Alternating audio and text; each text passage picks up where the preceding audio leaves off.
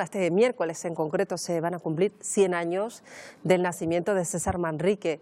Por esto, esta semana el Grupo Radio Televisión Canaria va a dedicar una parte de su programación a la obra de este artista canario. Vamos a conocer solo parte de su biografía. Fernando Castro es el autor de la obra de referencia sobre César Manrique, de los pocos que logró conocer a la persona real detrás del personaje público.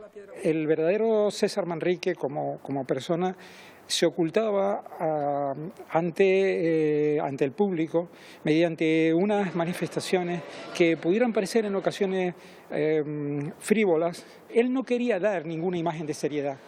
Pero esa frivolidad aparente escondía un sentimiento profundo del universo. Hay un lado espiritual en la obra de César Manrique, relacionada con el culto a la naturaleza, la única religión que él reconocía. Empezó como pintor regionalista para convertirse en pionero del arte abstracto en su etapa de estudiante en la Academia de San Fernando en Madrid. Y luego fue a Nueva York a seguir desarrollando su carrera. A su vuelta desarrolló su lado más político. Su obra artística y ecológica, la que transformó Lanzarote, empezó entonces. Es un artista universal. No puede ser motivo de apropiación por parte de ninguna opción política, porque hay aspectos de la obra de César que forman parte de la identidad colectiva del pueblo canario.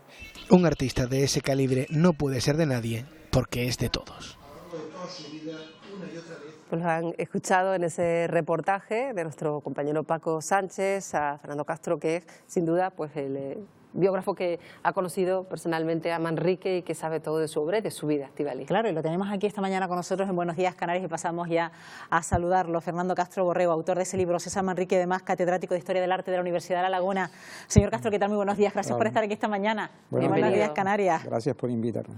Bueno, la verdad que la efeméride que celebramos este año, ese centenario del nacimiento de César Manrique, da para mucho para acercarnos a su obra. Y aunque ya no esté entre nosotros César Manrique, señor Castro, siempre ha sido una figura que no ha dejado de crecer y que además sigue siendo una referencia para muchos. Sí, porque independientemente de sus méritos como artista, fue algo más que un artista.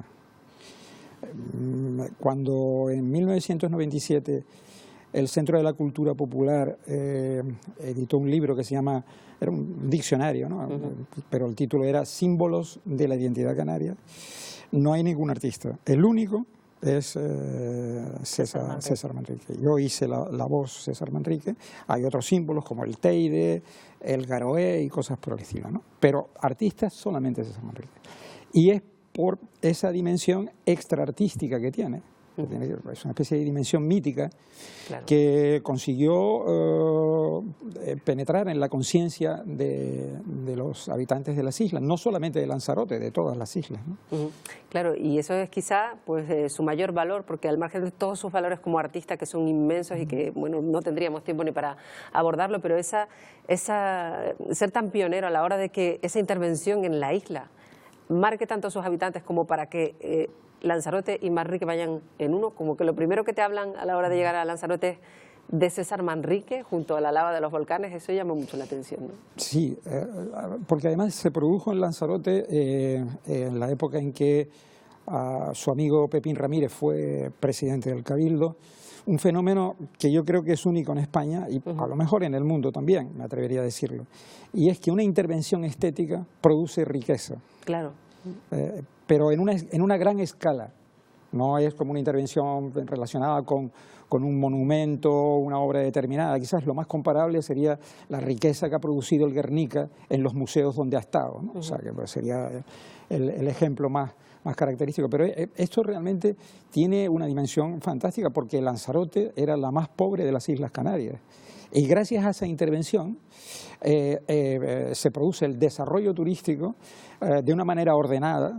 En fin, evidentemente ha habido tensiones y pérdidas y deterioros del paisaje, pero fue excepcional, ¿no? y produjo riqueza. Bueno, y hoy, pasado el tiempo, muchos nos preguntamos si no hubiera ocurrido ese desgraciado accidente que acabó con la vida de César Manrique, ¿de qué artista estuviéramos hablando hoy en día, señor Castro? Bueno, él realmente quería seguir siendo pintor, nunca dejó de ser pintor, ¿no? Aunque se convirtió en un activista político en defensa de la naturaleza, Él se sentía pintor. Y los elogios a su obra pictórica le satisfacían más que ningún otro elogio. Incluso por encima de la obra espacial de los centros turísticos, que en mi opinión es su gran creación, ¿no? Entonces él hubiera seguido pintando, pero él perteneció a una generación determinada, la generación de los pintores abstractos españoles de la posguerra, a la cual se sentía verdaderamente vinculado. Era un pintor abstracto, pero se acabó convirtiendo en un gran paisajista, pero el paisaje no lo reflejó o representó pictóricamente, sino espacialmente.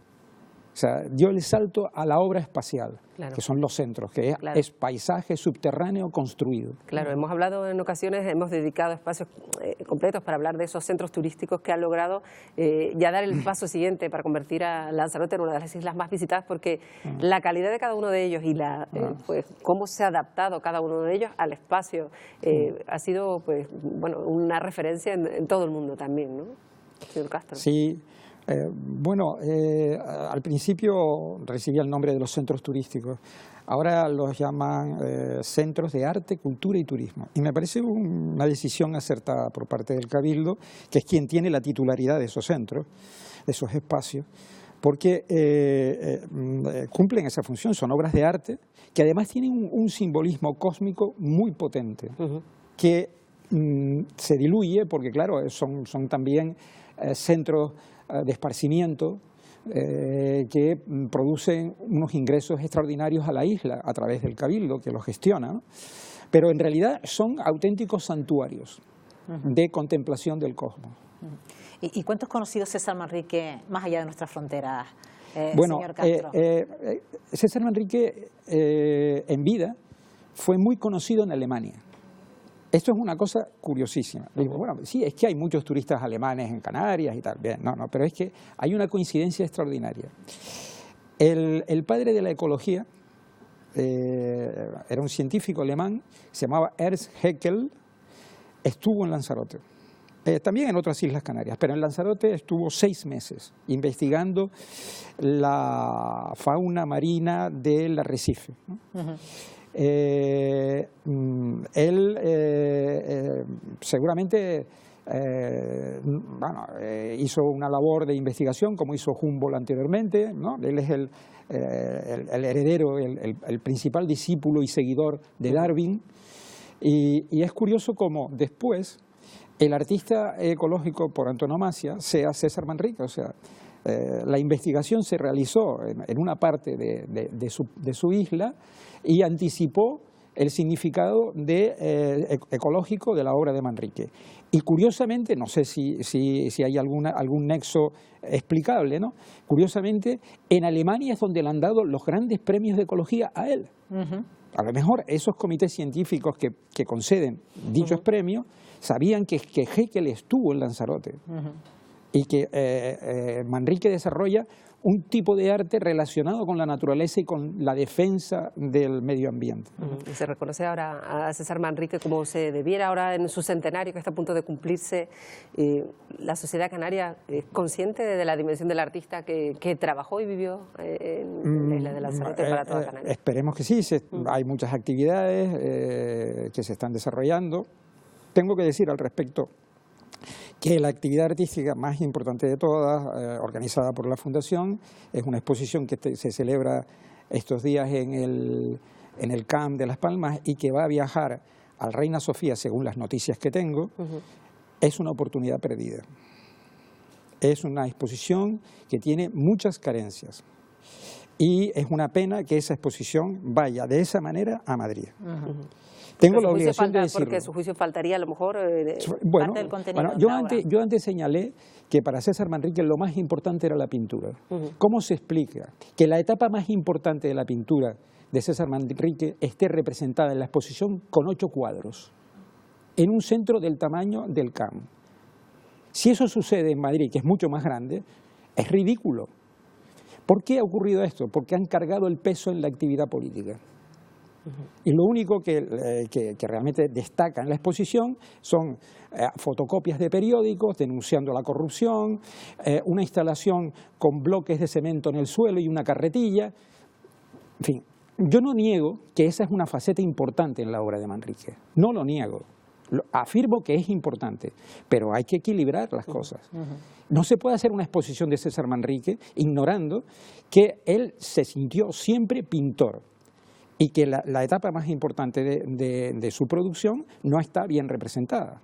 Bueno, precisamente vamos a ver qué bien de representado puede estar César Manrique a través de nuestros seguidores en las redes sociales, porque esta mañana hemos preguntado por su figura aquí en este programa. ¿Y qué nos han contado nuestros seguidores en las redes? Carlos, cuéntanos. Así es, Estíbaliz, muy buenos días, señor Castro. Queríamos recordar a César Manrique en nuestras redes sociales. Les preguntábamos qué recuerda de él, qué nos enseñó. Y sobre todo, hemos gestionado el paisaje conforme a su filosofía. También les pedíamos que nos dijeran cuál de sus obras es la que usted prefiere, cuál es su favorita. Bueno, tenemos una respuesta, la de Inmaculada, que quizás se ha ido a su faceta más ecologista. Nos ha respondido Inmaculada que si viera nuestras playas, barrancos, arcenes llenos de basura por particulares irresponsables y políticos insensibles, César Manrique se moría otra vez. Es la respuesta que tenemos hasta este momento, señor Castro. No sé si está de acuerdo. Si sobre todo en las personas aquel mensaje de César Manrique ha calado o si seguimos encontrando demasiada basura por esos paisajes de Canarias. Bueno,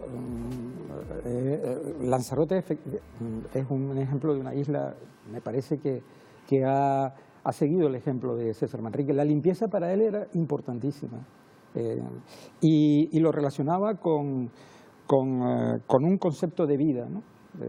También criticaba, por ejemplo, aquellos hábitos como fumar o cosas por el estilo que contribuían a dañar la salud de las personas.